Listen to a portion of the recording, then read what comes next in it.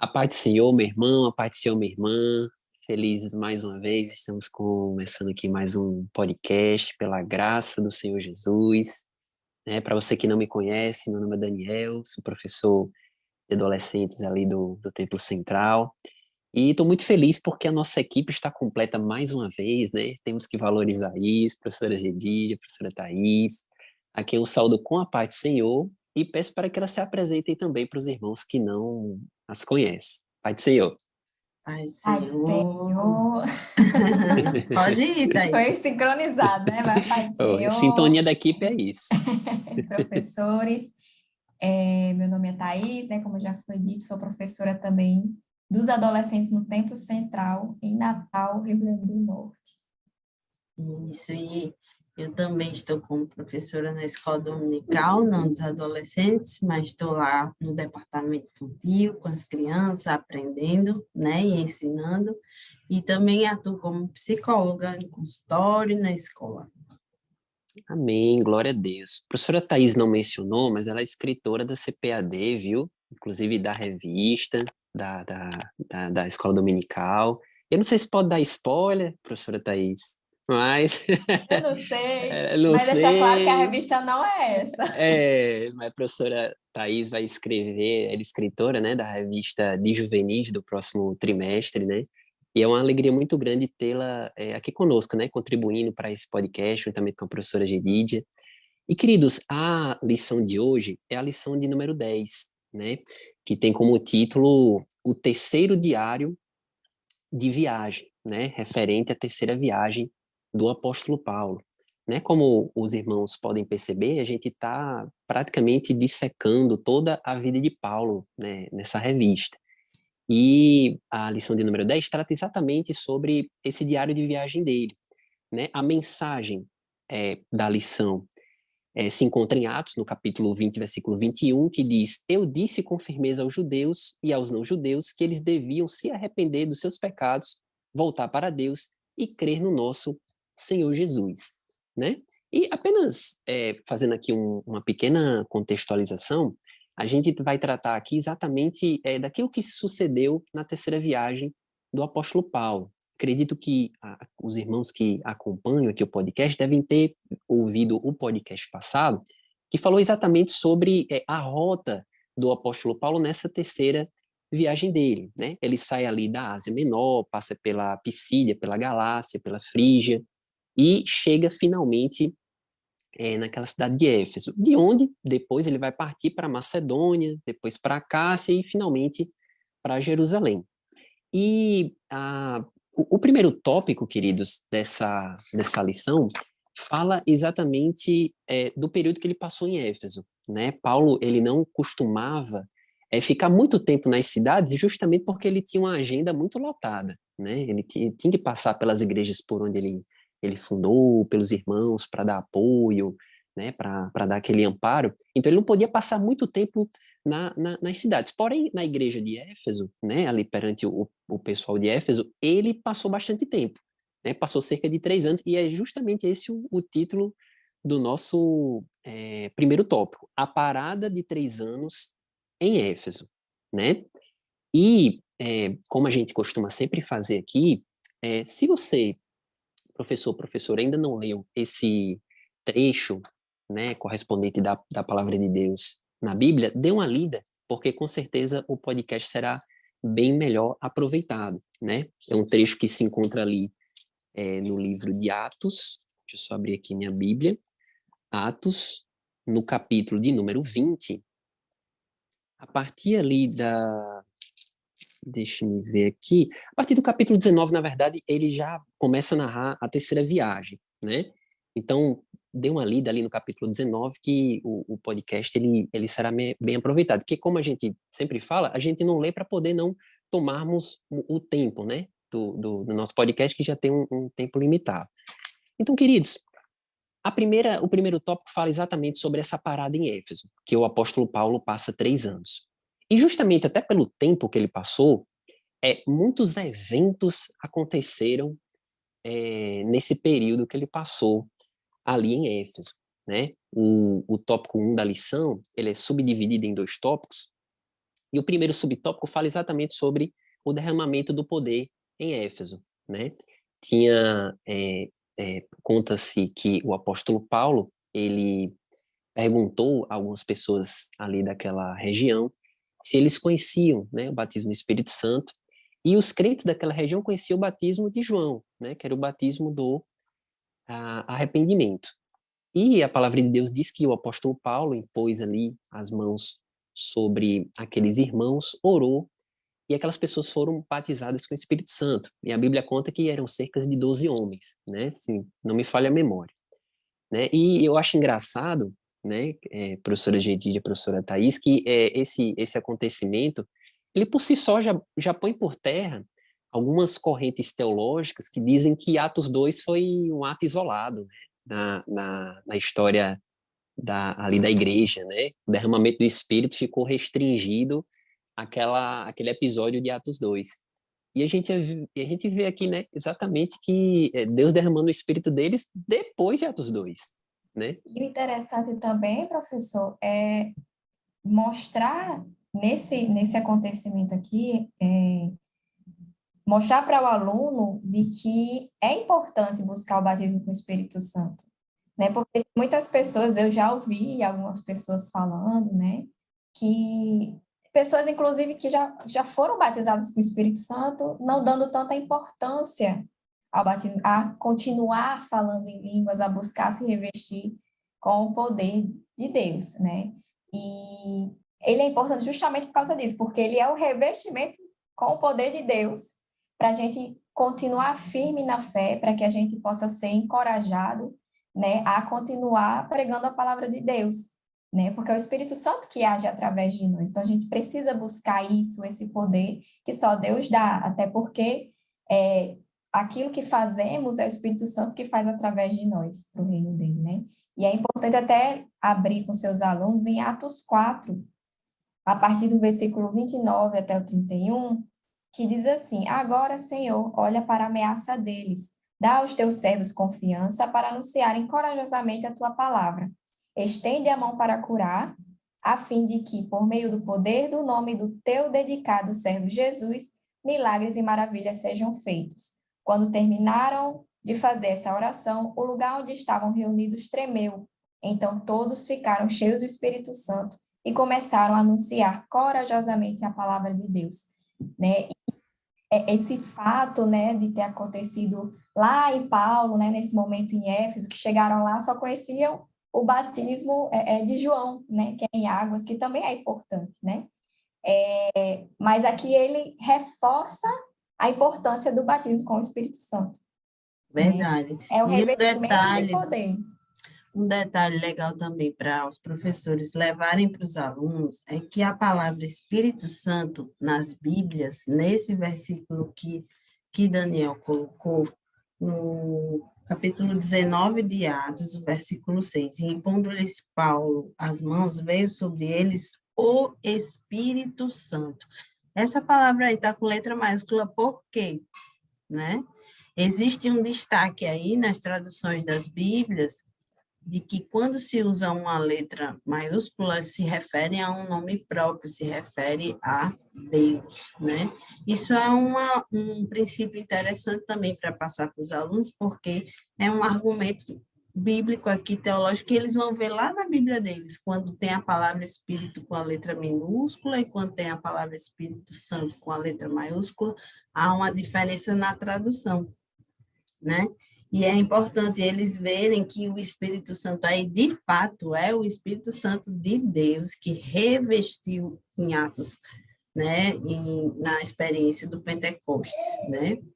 Outra coisa que eu gosto de compartilhar, principalmente com adolescentes, é que a força que Paulo teve em todas as viagens missionárias, teve a primeira, teve a segunda, teve a terceira, são 3, a gente pode pensar como, eu não sei se a palavra se adequa muito, professores podem me ajudar, mas a saga de Paulo, né? Porque ele vem o tempo inteiro passando por dificuldades, e ele vem com uma motivação intransponível, né? Ele é sempre muito motivado, ele é sempre muito forte, ele é sempre muito cheio de Deus, cheio do Espírito Santo de Deus, né? E aí, assim como Thaís falou, falar sobre o Espírito Santo de Deus, buscar o batismo no Espírito Santo de Deus, por quê? Para quê? Né? Uma coisa é você ter o Espírito Santo de Deus no momento que você aceita Jesus. Essa é uma explicação importante para os adolescentes. Outra coisa é você ser revestido, cheio do Espírito Santo de Deus, através da promessa do batismo com o Espírito Santo. Então, é como se você já tivesse... Como não? Quando você aceita Jesus, o Espírito Santo age na sua vida. Mas quando você recebe o batismo com o Espírito Santo, você é revestido, é como se você tivesse uma roupa extra, né? É revestido de poder, do poder de Deus. E eu vejo o tempo todo em Paulo isso, né? O Espírito Santo de Deus motivando. Gente, imagine o que são açoites, imagine o que são prisões, imagine, porque a gente, é legal, professor, se você tiver a oportunidade, levar vídeo, né? Algumas igrejas disponibilizam, mas se você não puder levar para a sala de aula, né? Envie o link, né, do YouTube de vídeos de como eram açoites, de como eram, né, existem filmes relatando a história de Paulo. É importante eles se apropriarem desse período, dessa história, porque Paulo, de fato, a gente pode considerar ele um homem desbravador. E quando a gente fala desbravar, eu penso naquela contracultura que a gente tem que ter, que a gente tem que trabalhar, né? Na mente dos adolescentes, né? Que a gente tem que trabalhar uma ideologia fora da caixinha do mundo e tem que vir mostrando Paulo como uma pessoa que rasga a história. Eu digo rasga porque é tudo muito forçado que ele vive, né? A gente sente quando lê a história que é tudo muito difícil para Paulo, né? Não são pessoas aceitando Jesus, glória a Deus, não, são pessoas aceitando e outras brigando, outras querendo açoitar, outras confabulando, como a gente vai ver na terceira viagem contra ele, e ele firme, né? Firme. E seria Firme impossível e se ele não fosse revestido com o Espírito Santo, né? e Exatamente. recebendo cada dia revelações sobre o Isso. Evangelho e enviando isso ao povo. Era o poder de Deus, como eu gosto de dizer, rasgando a história, porque ele criou a cultura do cristianismo, né? Glória a A cultura Deus. de judeus que teve que ser ampliada pelo Evangelho através de Paulo para os gentios. Né? Então, somos abençoados e agraciados pelo heroísmo de Paulo. Eu gosto de falar assim. Ele foi um Exatamente. Fé, né? herói, né? Herói da Certo? fé, Lembra exatamente. disso, professor. O Paulo foi um herói. Eles não gostam dos super-heróis? E dificilmente ele conseguiria, né, tudo isso se não tivesse realmente o revestimento, né? Como a professora Thaís estava mencionando. E, de fato, queridos, eram muitas coisas que o Espírito Santo estava operando na vida de Paulo, né? E a gente só começou a falar, né? O batismo com o Espírito Santo ali que ele pôs as mãos foi apenas um desses acontecimentos, né? Mas ele também estava pregando, pessoas estavam se convertendo e estava também expulsando demônios. Aliás, esse também é um segundo acontecimento que a Bíblia nos registra, né? Paulo estava expulsando demônios e alguns ficaram impressionados com aquela situação, né? E estavam querendo imitar, né? A Bíblia fala que os filhos de Seva, que eram um dos principais sacerdotes, estavam querendo imitar Paulo. Então, quando eles tentavam expulsar, eles foram até precavidos, né? Porque eles expulsavam assim: eu vos expulso em nome de Jesus a quem Paulo prega, né? Que eles queriam ter a certeza que era para não dar errado. Sendo que, como a Bíblia fala, não há nada oculto que não seja revelado, né? E a verdade é que a vida deles não estavam correspondendo àquilo que eles estavam pregando. E a palavra de Deus nos conta que aquele homem que estava endemoniado chegou e falou: eu conheço a Deus e conheço Paulo, mas vocês quem são? Né? Imediatamente pulou ali sobre aqueles aquelas pessoas, e a Bíblia fala que eles correram, né, feridos e nus. Tamanha foi a humilhação, né, que aquelas pessoas sofreram. E é importante aqui até mostrar para os homens que não é brincadeira, né? Você efetuar, querer fazer um milagre, né? Porque o milagre não é você que faz, né? O milagre não é uma ação meramente humana, né? Você é apenas um instrumento, mas quem faz o milagre, quem realiza aquela ação de curar, de expulsar demônios, é Deus. Ele pode fazer, e só uma pessoa que está revestida com o Espírito Santo é que tem condições de fazer isso. Então, não é brincadeira, não é de qualquer jeito, né? Não é pegar como se fosse uma formulazinha. Paulo falava, te expulso em nome de Jesus. Vou usar a mesma palavrinha porque vai dar certo. A Não, palavrinha mágica, né, que não é vai... a palavrinha, é quem está atrás de você, né? Se você está Exatamente. se você está revestido com o poder do Espírito Santo, com certeza Deus vai fazer grandes coisas na sua vida, através de você, na vida de outras pessoas. Agora, se você está com a vida totalmente bagunçada, você precisa ter o temor, né, de entender que você não tem condições, principalmente para expulsar demônios, né, professores? Né? Porque não é de qualquer jeito. Satanás, ele conhece a sua vida, ele conhece Deus, né? E ele sabe quem realmente está ali revestido do poder e quem não. Né? Se você está dando brecha ali, né? Aí ele se aproveita ali para lhe envergonhar. Então, não é a de qualquer consciência de que há uma batalha sendo travada, né? Sim, A com consciência certeza. de que a gente precisa compartilhar com os adolescentes de que o mundo espiritual existe, senão nós não estaríamos falando sobre o Espírito Santo de Deus. É bem possível, professor, que você precise de se preparar para falar um pouco, ou em outro momento, em outra lição, sobre batalha espiritual, né? Sobre a força do nome de Jesus, sobre o poder do nome de Jesus, porque vão surgir dúvidas e perguntas, os nossos adolescentes estão sendo expostos a sei lá, desenhos, né, a filmes que falam de feitiços, encantamentos, né? Ele já tem essa vivência de conteúdos espirituais e eles até, alguns de nós, né? Eu vou falar nós enquanto povo cristão, tem o discernimento do que é bom, do que é mal, mas mesmo assim a gente tem que se preparar. A Bíblia diz, olhai, orai e vigiai. Então, isso fala da gente se manter em alerta, e os nossos adolescentes, então, precisam, tanto quanto nós, né, dessa informação. Os mangás, os filmes, todos eles têm algum conteúdo. Gente, os desenhos animados, que às vezes não parecem nada, até os infantis, têm muito conteúdo sobre feitiçaria, né? E às vezes nem, não está nem Misticismo. oculto, né? Às vezes está Tá, bem não. Às vezes escancarado. é Atualmente explícito mesmo. eu já vi alguns desenhos assim que só de olhar já passa aquela coisa ruim. Você vê que existe um peso ali muito Esse grande, é um, negativo, é, sabe?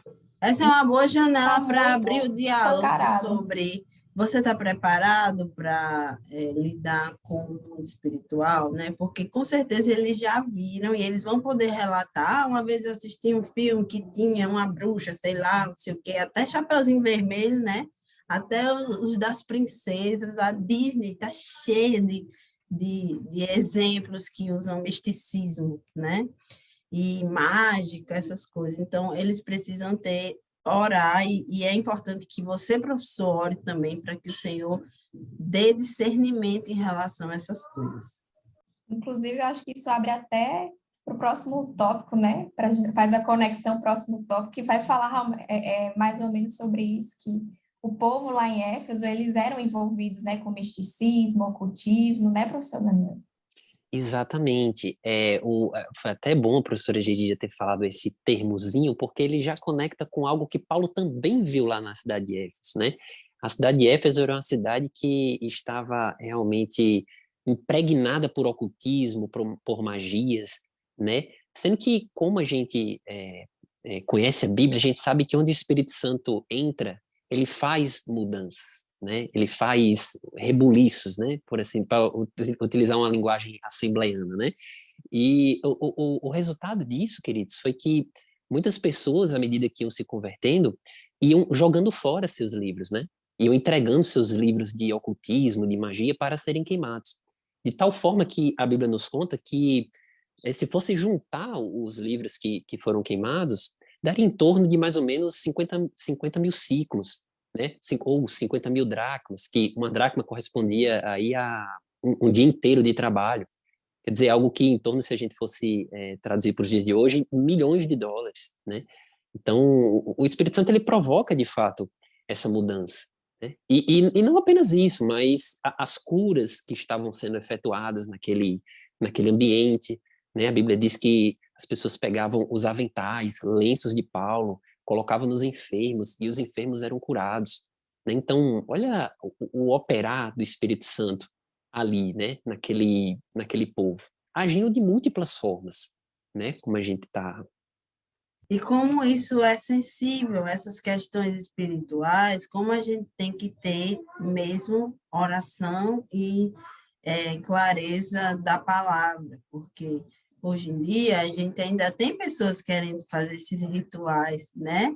Que mistura, às vezes, o que o poder de Deus com um objeto, com o misticismo, porque você vai passar por ali, depois vai sair curado, e depois vai, né? E a gente sabe que Deus tem o poder para transformar situações. Deus tem poder para isso. O Espírito Santo de Deus, ele revela também o que Deus pode fazer, né? O nome de Jesus tem poder. Mas a gente tem que ter discernimento de Deus. A gente não pode fazer como imitação, a gente não pode fazer despreparado. A gente precisa entender que o poder de Deus tem uma causa, tem uma origem, e a origem é do céu, não pode ser de nenhum outro lugar, inclusive nem de você mesmo, né?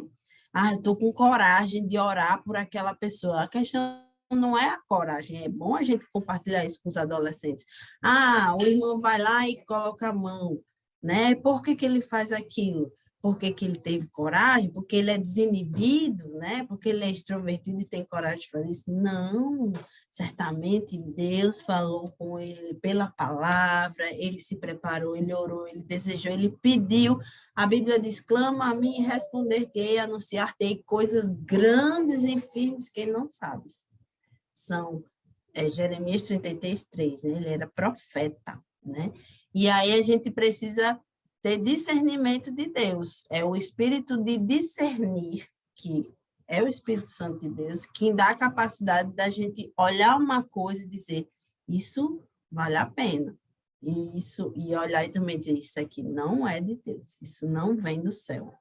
Inclusive, até aproveitando o gancho aí, Daniel, até antes da gravação, né, ele deu já aula sobre isso, enfim, falou sobre a questão dos signos, né, que está muito em alta hoje, né, as pessoas se utilizam, inclusive cristãos, se utilizam disso para ver questões de personalidade, para tentar descobrir o futuro, como é que vai ser como é que vai ser o seu dia, como é que vai ser sua semana, para saber se você combina com outra pessoa, para se relacionar.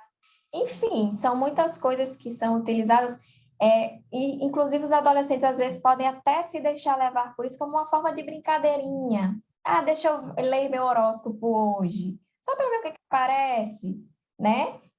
Inclusive, professor, você pode até perguntar, tenho certeza que a maioria vai responder qual é o signo delas. Pode fazer uma pegadinha, dizer, né? Qual é o seu signo? exatamente. O seu signo, né? Porque está muito em alta, inclusive tem Tá. empresas que usam isso como Para fazer requisito para seleção. contratar alguém ou não. É, Então, as pessoas tamanha gravidade. estão se apoiando em algo que nem científico é. Não existe nenhuma comprovação Nem um pouco. científica disso. Isso, e olha só como é, a gente lê, estou dizendo a gente, porque todos nós algum dia lemos. Hoje estou me denunciando aqui. Às vezes por curiosidade, mas existe um investimento espiritual ali. né?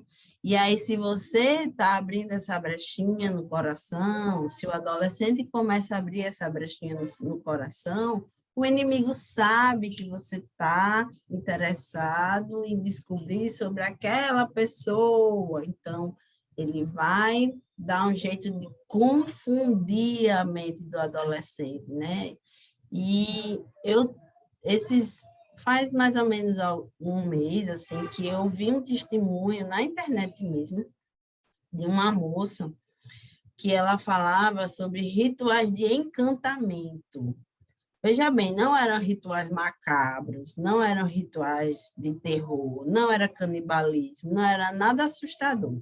Eram rituais de encantamento. Qual o objetivo? Sucesso, fama, beleza, dinheiro, estética, né? No sentido assim da pessoa ser, sabe aquela sensação de que sou uma estrela, sou uma fada, sou alguma coisa nesse sentido, e os encantamentos eram feitos de forma muito positiva, ilusória, muito ilusória, mas positiva.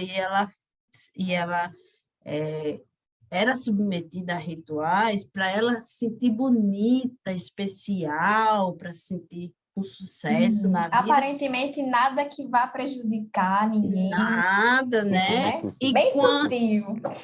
E ela relatou muitos dos atores, muitos dos artistas entram por esses caminhos porque eles desejam muito ser amados pelas pessoas, né? Ou qual o problema de querer ser amado, né?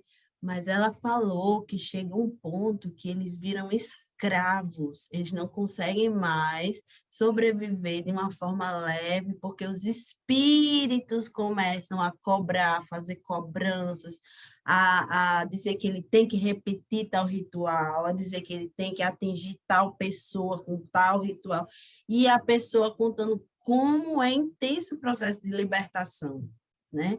Como foi que Deus tirou ela desse contexto e, de fato, ela se sentiu livre somente com Jesus Cristo na vida.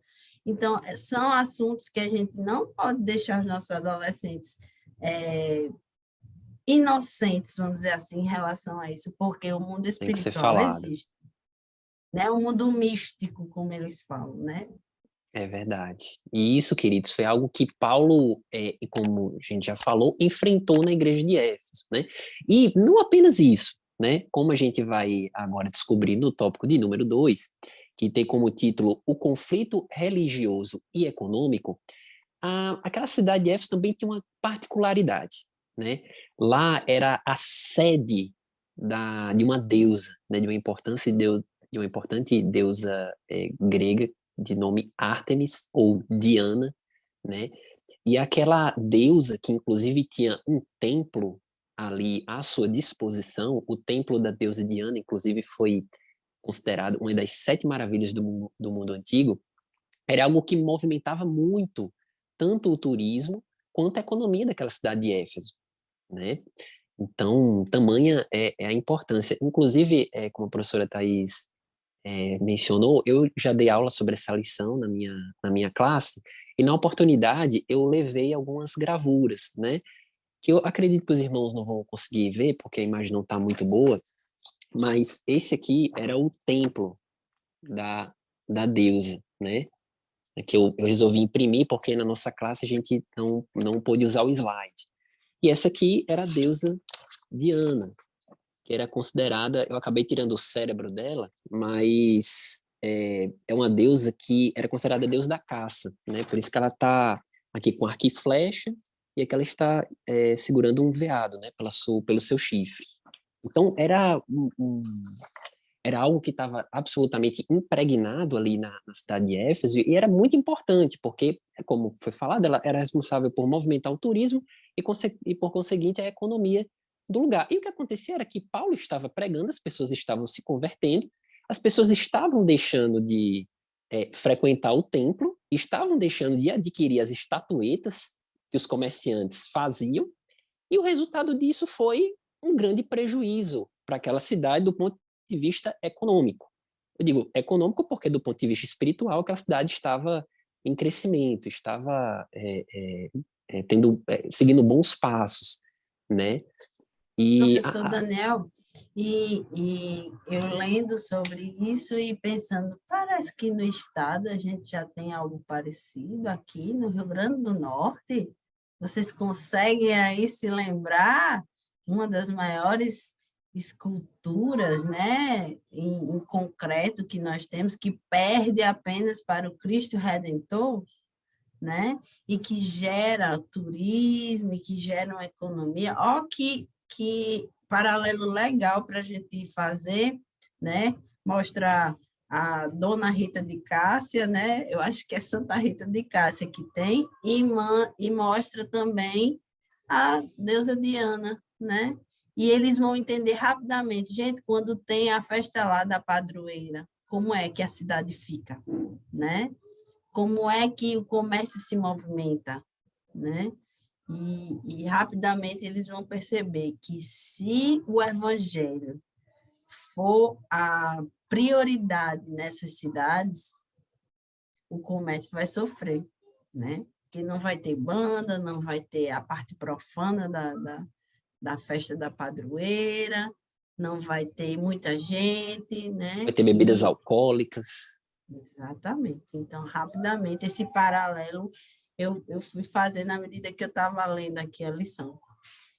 Amém. E não é a primeira vez que o apóstolo Paulo, né, através da mensagem do evangelho, causa prejuízos econômicos, né? A gente pode lembrar Inclusive, ele até daquela... falou, né, no podcast Exa retrasado, exatamente. se eu não me engano, a gente falou que realmente o evangelho tem um poder transformador, né? Se ele transforma várias vidas, isso vai repercutir na sociedade, né? Na forma como ela vai viver, no estilo de vida delas, né? E isso é muito importante. Devemos também tomar como lição é que devemos nos afastar daquilo que nos afasta de Deus, né? Hoje, na época, lá em Éfeso, a deusa era Diana, Ártemis, né? Eles adoravam esse deus, era a ídola, né, deles. Mas hoje em dia temos outros ídolos, né? Que isso vai afetar também na nossa maneira de viver, né? No nosso estilo de vida. E a gente tem que passar isso para os alunos, para eles também prestarem atenção, né? Aqui a gente está estudando sobre a história de Paulo, sobre a viagem dele, mas de cada pedacinho, de cada acontecimento, a gente pode tirar uma aplicação pessoal, né? Tirar uma lição, uma moral da história, algo que serve para a nossa vida, para a gente aplicar diariamente, né? No caso aqui, Éfeso estava sofrendo, entre aspas, né? Essa transformação maravilhosa do Espírito Santo, né? Porque muitas pessoas conheceram a Deus, né? E largaram a vida de idolatria, tiveram realmente sua mente transformada pelo Evangelho, né? Jogaram livros fora, né? Para serem queimados, né? E não é algo fácil, porque era uma crença que eles tinham, né? Eles viviam aquilo, era a religião deles, adorar essa deusa e muitos outros deuses que tinham também, né? Tinha Deus para tudo, né? Deus do amor, Deus do cultivo, Deus de tudo, né? Tudo era motivo para ser criado um Deus, né?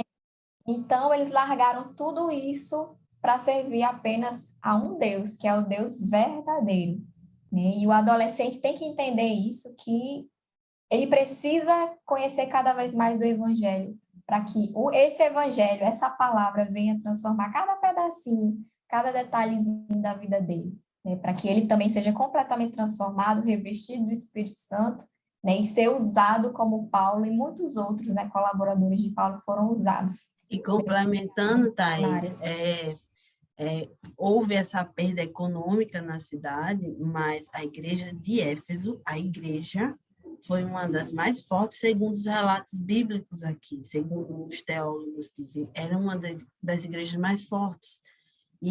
E a carta de Éfeso foi de Efésios, né? A carta para os Efésios foi gerada nesse período, então, né? E quando você vai ver a carta de Efésios, você pode recomendar a leitura da carta de Efésios para os seus alunos, você vai ver um Paulo que fala do sobrenatural de Deus, que fala da grandeza, da infinidade, do poder, e ele diz, num dos capítulos de Efésios, pede para Deus, na oração dele, pede para Deus se revelar com toda a sua grandeza para os Efésios, né? Para os moradores de Éfeso, né? Então, apesar de terem essa perda material, mas há um ganho gigante espiritual. A gente precisa saber que muitos processos de revelação do evangelho vão gerar esses processos de perdas em algumas partes. E se a gente... Já estou dando aí a dica para o final, né? Perdas em algumas partes para que a gente possa ganhar espiritualmente, né? Deus age assim conosco.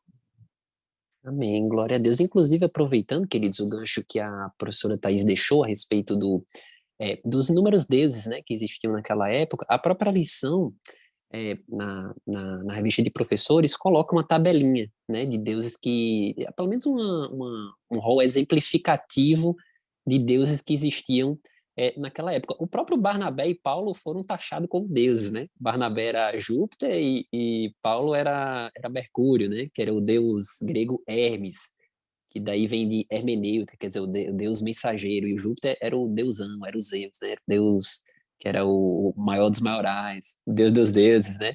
Um certo escritor disse que em Atenas, naquela época, era mais fácil encontrar um deus do que encontrar um homem, né? De tantos deuses que tinham.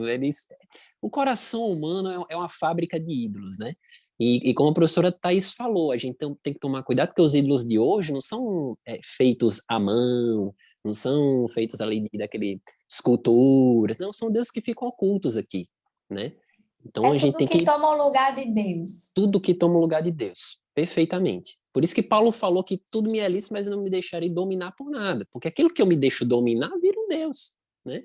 Nós precisamos tomar cuidado com essas coisas e alertar os adolescentes, né? Para eles não pensarem que ídolos é coisa da Grécia Antiga, é coisa do passado, né?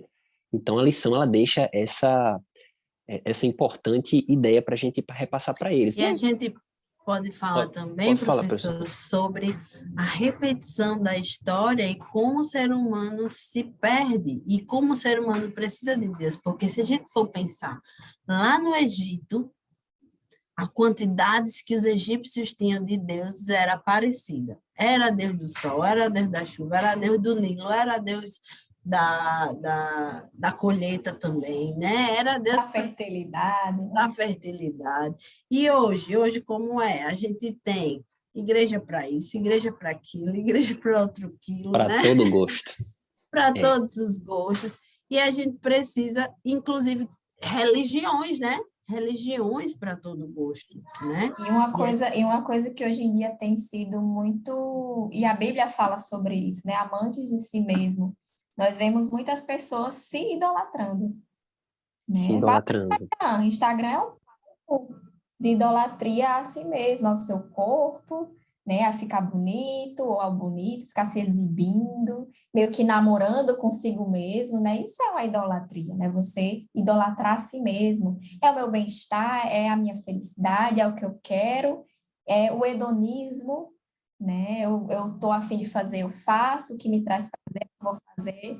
Exatamente. Então, isso também é idolatria. Então, faz muito sentido ser mostrado isso para os adolescentes, porque eles acabam sendo seduzidos para isso, né?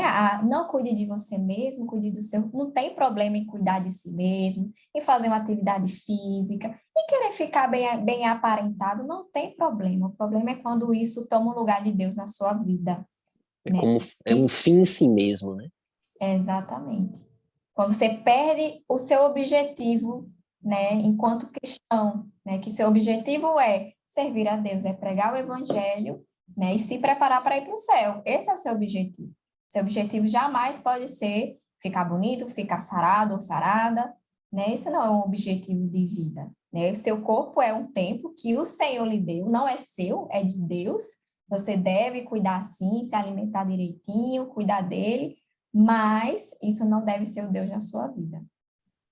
Exato, exatamente. Não deve ser o Deus, é só um templo, mas não é o Deus do templo, né? São coisas É o totalmente... templo onde Deus tem que ser É onde adorado. Deus é adorado. Perfeitamente, Exatamente. professora.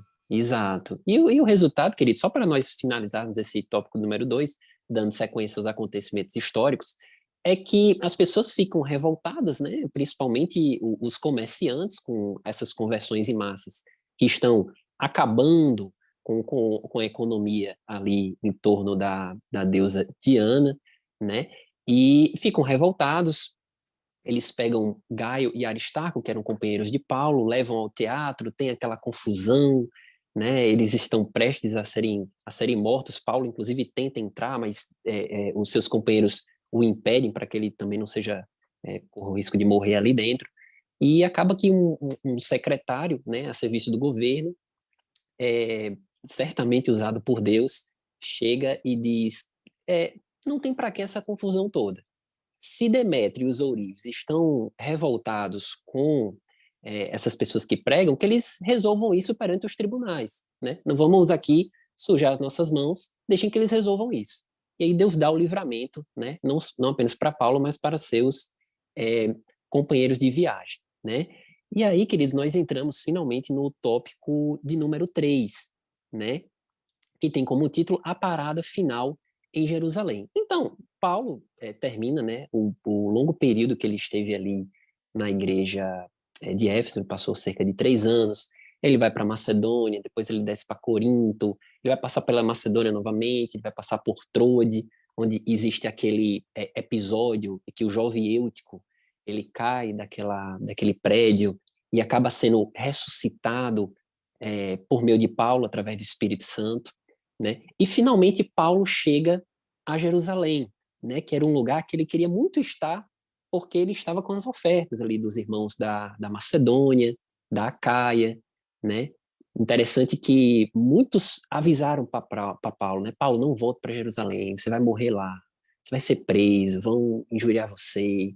E Paulo o tempo todo, né? Como a professora Gedidia falou em falas passadas aqui, sempre convicto, sempre, eu tenho que ir, não tenho minha vida por preciosa, o importante é pregar o evangelho, né? Algo que somente o Espírito Santo na vida de um homem pode colocar tamanha convicção, né? A ponto do cidadão chegar e dizer, minha vida não vale nada, o que vale é o propósito de Deus nela, né?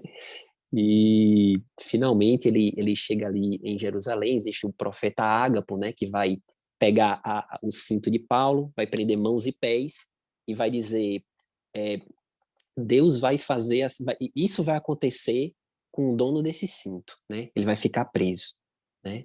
E Paulo, mesmo sendo avisado profeticamente, entra em Jerusalém, né? E ele vai ser depois preso, que inclusive a prisão de Paulo vai ser estudada não nessa lição, né? Que a gente já comentou aqui bastante coisa, mas na lição de número 11, né? Que a gente vai a lição de número 10, ela apenas dá uma introdução para aquilo que vai ser pormenorizado na lição de número 11. Né? Então, Paulo dando uma lição aí de convicção, né? Para todos Convicção, nós. e talvez ele já tivesse essa impressão, né, de que fosse ser preso, até porque ele, quando foi se despedir das cidades, ele disse, é bem provável que vocês não me vejam mais, né? E houve até comoção, pessoas que se agarravam, a Bíblia diz, ao pescoço de Paulo, né? Lamentando já o Espírito Santo de Deus, já dando uma, uma noção, se é assim que eu posso dizer, do que poderia acontecer no futuro, né? Que espírito maravilhoso. E mesmo assim, Paulo, convicto, viu, amigo? Daniel, aprenda aí. Não se acovardou. Toda a história de Paulo é muito marcante, e se a gente pudesse criar um Paulo herói, né, para os nossos adolescentes, seria uma figura muito interessante para eles, porque o Espírito de Deus que fez ele, foi Deus que resgatou ele, foi Deus que tirou ele das trevas, né? E, ao mesmo tempo, Deus tratou com ele o tempo todo, porque a pessoa apanhar e ainda querer continuar não é brincadeira, não, né? E Deus ainda fortaleceu, e Deus mandou um anjo na prisão, e Deus manda um terremoto, e as conversões acontecendo, porque eu acredito que ele ficava também, Paulo, admirado. Acho que tem até algum versículo que relata a admiração dele do que estava acontecendo, de todo mover, e aquilo aumentava a fé. né? Com certeza. E mostrando que o propósito que Deus tinha na vida dele estava se cumprindo, ele estava cumprindo com o propósito dele, né? Ele estava levando o evangelho, expandindo, né, a igreja de Cristo, né, para que todo mundo pudesse conhecer do amor de Cristo. Então, ele não tinha a vida dele por preciosa, né? Não era a vida dele que importava, o que importava realmente eram as outras vidas. Ele estava dando a vida dele para que outros também pudessem alcançar o amor de Cristo, a salvação, que é o que importa. Porque realmente a vida aqui, ela é passageira, né? Realmente não vou dizer que não vale nada, né? É preciosa para Deus, mas não vale a pena a gente perder a nossa vida espiritual por esta vida material, né? Porque é passageiro, então o que vale é investir realmente no reino em algo que é eterno e duradouro. Paulo, eu tenho aqui um recurso de uma Bíblia de estudo que diz que Paulo sobreviveu a naufrágios, apedrejamentos, açoites e longas noites em cárcere. Olha só, não é pouca coisa não. E o versículo 22 e 23 do capítulo 20 de Atos, diz assim, a fala dele é: e agora eis que, ligado eu pelo Espírito, vou para Jerusalém, não sabendo o que há de me acontecer, senão o que o Espírito Santo, de cidade em cidade, me revela, dizendo que me esperam prisões e tribulações. O nome de Deus estava entranhado em Paulo, né? Enraizado. O nome de Jesus, enraizado. Muito obrigada, Thaís. Ele estava marcado pelo poder de Deus, né? E ele é uma referência para nós, né? A gente não pode deixar de pensar nisso. Muita coisa, hein? Não podemos, é uma lição bastante rica, né? Como os irmãos podem ver, realmente tem muitos assuntos bons que podem ser falados, né? E conversados com os adolescentes. E, se possível, a gente poderia passar aqui mais 1 ou 2 horas, né? O que, infelizmente, não é possível, por isso que eu já me encaminho para a conclusão, que faz uma pequena conclusão, a lição, mas que retoma a ideia do que a gente está abordando, né? Que o ministério de Paulo foi conduzido por Deus e que mesmo numa situação que parecia complicada, havia um propósito maior, a pregação do evangelho do Senhor Jesus e a salvação de almas, né? Esse homem estava realmente impelido por por esses dois propósitos que Deus tinha colocado na vida dele, e o resultado foi essa grande operação do Espírito Santo, porque afinal de contas o Espírito Santo ele só precisa disso, de pessoas disponíveis para que ele possa agir efetivamente por meio de tantas maravilhas, né? Então essa é a lição, queridos, essa é a conclusão que a lição nos deixa. E eu gostaria de passar também para as professoras Thaís e Geride, para que elas deem as palavras conclusivas dessa lição tão rica em conteúdo. Não tem como dizer outra coisa a não ser siga o exemplo de Paulo, né? Você, professor, e dá ênfase, né? Tente mostrar esse personagem bíblico para os seus alunos de uma forma, como a professora Gedidia falou, como um herói realmente, como um exemplo a ser seguido. Então, dê ênfase a essas características de Paulo, que o fez se tornar um herói, um dos heróis da fé, né? Porque realmente a vida dele é um exemplo a ser seguido, né? Ele fala, inclusive, sede meus imitadores, assim como eu sou de Cristo, né? Então, devemos imitar Paulo, devemos entregar a nossa vida, devemos entregar a nossa vida ao serviço de Deus, né? Porque esse é o nosso propósito. Inclusive, tem muita gente que fala qual é o seu propósito de vida, né? Muita gente não sabe, mas o nosso propósito de vida é justamente glorificar o nome do Senhor, viver para Ele, para os propósitos dele. Amém? E você pode perguntar aos seus adolescentes, professor, por que que Paulo incomodou? Por que que Paulo causou alvoroço? Por que que Paulo causou rebuliço nas cidades? Por que que ele incomodou? Porque ele estava falando do Evangelho de Deus. Então, a gente tem que entender que nós temos uma cultura diferenciada. O adolescente precisa entender isso. A cultura cristã, ela é uma contracultura à do mundo, né? É uma cultura diferente. A gente vai se sentir diferente, porque a gente fala de amor, a gente fala de perdão, a gente fala de arrependimento, a gente fala de poder no Espírito Santo de Deus, de mudança de vida, de transformação. Isso incomoda o reino das trevas. Então, prepare os seus adolescentes para incomodarem, para se sentirem diferentes mesmo quando falarem das coisas de Deus, quando eles estiverem ouvindo músicas, por exemplo, que ninguém ouve, é porque a cultura dele é diferente. E Paulo criou, não foi ele o criador, mas ele constituiu a cultura cristã fora do judaísmo. Ele trouxe a cultura cristã para o mundo. Ele foi o grande missionário, né? Para o mundo todo. Deus usou ele para atravessar todo o território asiático, né?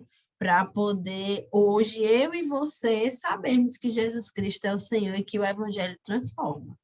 Então, o seu adolescente precisa entender. Paulo rasgou a história com a cultura de Cristo para que ele se sentisse um pouquinho diferente hoje. E que ele se sentir diferente faz parte de uma cultura do céu, porque ele é cidadão do céu. Amém, glória a Desafio, hein? Quantas informações, né? Esperamos, querido professor, querida professora, que você tenha sido edificado, né? Que você possa aproveitar aquilo que a gente discutiu aqui para subsidiar a sua aula, né? Dê o seu melhor na aula que você vai dar, peça orientação para o Espírito Santo, né? Para que ele possa te orientar ali nos assuntos que vão ser abordados, né? E obrigado por estar conosco, né? Até esse momento, que Deus abençoe a sua vida e uma ótima semana em nome de Jesus. Pai do Senhor, amados. Amém. Pai do Pai Senhor. Tchau, Senhor. tchau. Até a Tchau. próxima. Até a próxima.